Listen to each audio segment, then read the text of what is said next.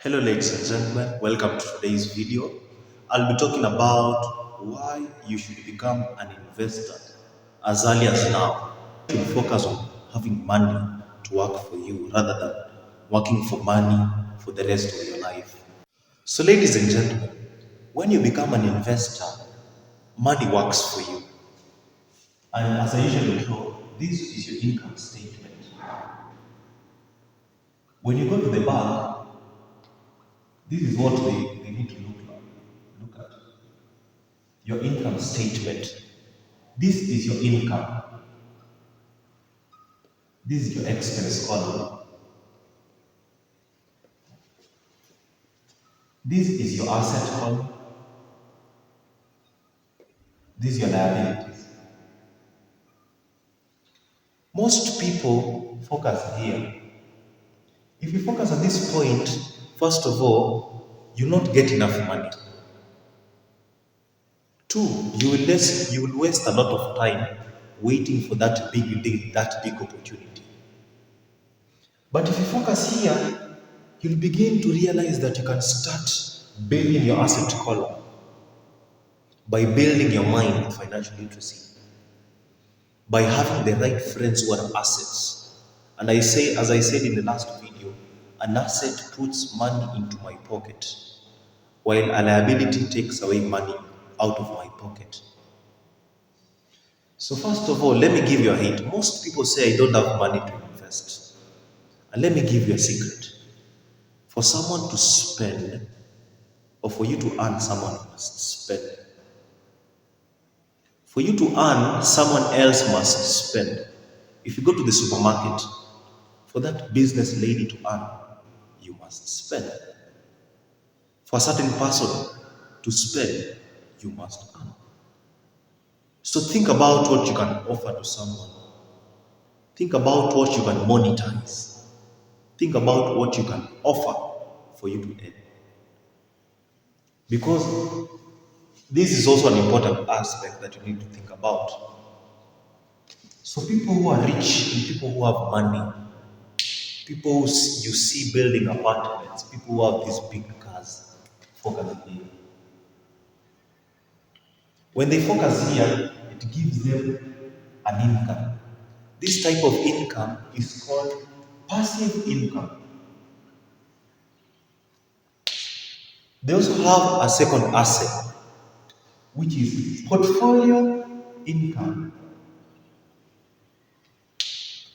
And lastly, if they're working for someone or spending their time somewhere, they have an income. So you now see the importance of investing in the asset column. You'll get more than one income. But if you focus in the income aspect only, you will work on that income expecting a raise. No, you'll be like a slave waiting for that only 30,000 or 50,000 a month. While you will start earning shares or start earning in form of dividends from shares. Your mind, most people are not investing their mind. Africans are really sleeping on themselves. Most of us are so distracted. So instead of investing here, they're investing in the expense column and liabilities because of distractions. So in life, let me tell you something. Everybody wants your money. Everybody wants your money. If you go to the market, somebody is preparing their stock saying that today lazima huyu achukue hii stock. Everybody wants your money. So you must have plans with your money by allocating it here. If you don't have plans on allocating it here, somebody will use their plans over your money. Somebody will sit down and say, pesa yake tumepata.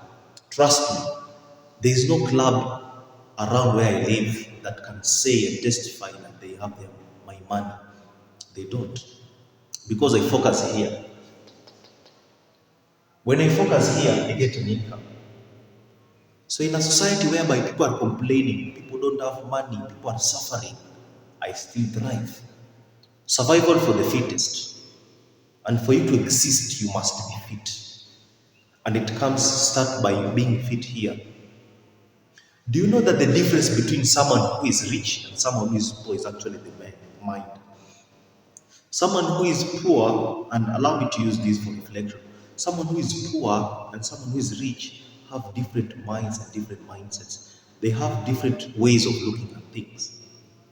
The Chinese, if you visit the Chinese, you'll see that they have a lot of development. Do you know why?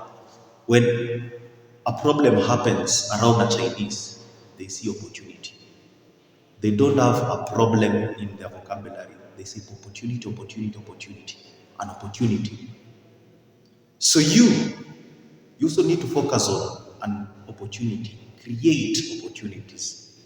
Instead of investing in areas that won't give you a good return, invest in your asset column.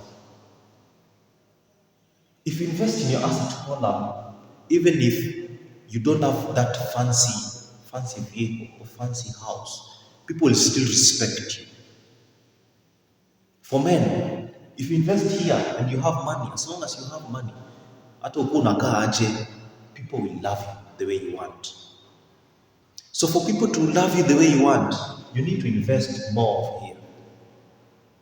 I constantly see men complaining of a lady, you sent a lady money and the lady failed to come. So why?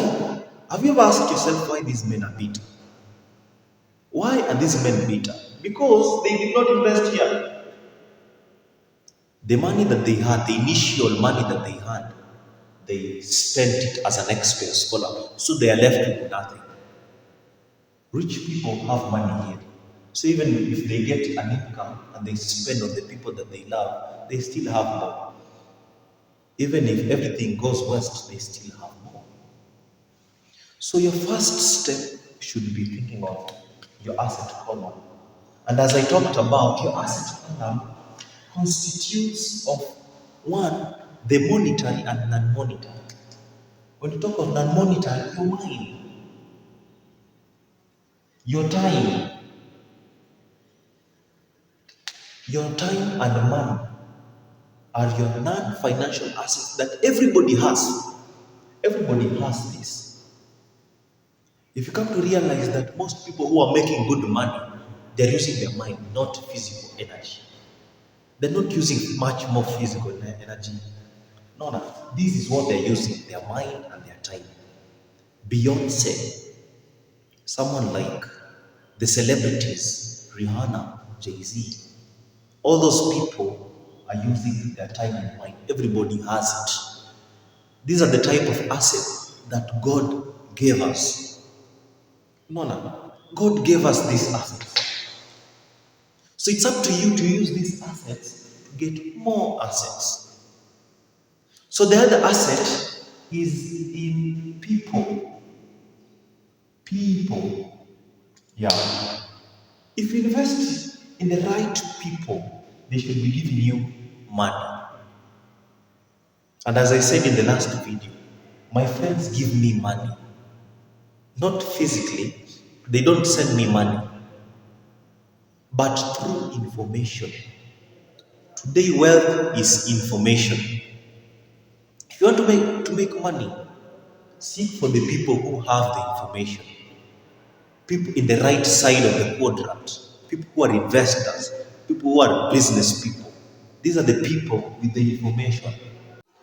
Now, the other type of asset are now what we call real assets. Real assets. These are assets that give you an income directly. They give you money directly.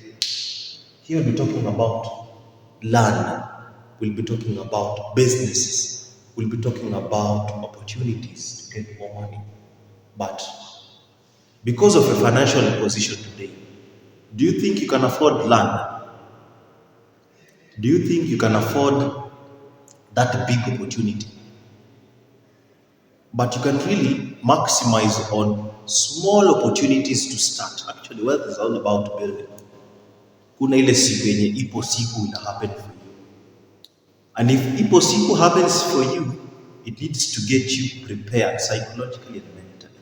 So allow me to talk about the real assets. And as I say, one is land. Most people can't afford land. It's a fact. But can you afford shares? Most people don't realize that they can afford the shares. If you visit the Nairobi Securities Exchange today, you'll come to realize that shares can even cost as low as 12 Kenyan shillings, 13 Kenyan shillings. But why don't they realize this? It's because they're focusing here. So if you tell someone to invest today in the asset column, they'll tell you no, and wait that day that I'll get more money through the income part so that I can start investing. So what they don't know about that is time is going, time is really elapsing. And in fact, if they get that job, if they get an income, this is the dogma that they use because, first of all, most of them don't have financial literacy. So I want to show you the dogma that most of them have if they don't have assets here. Most of them, after getting that income, this is how it lives. That is how it lives. After they have been given a salary or a raise, they have to pay expenses. Everybody has expenses. So they pay all those taxes. In fact, the government takes your taxes before you see it. They pay a lot of taxes, rent, food, clothing.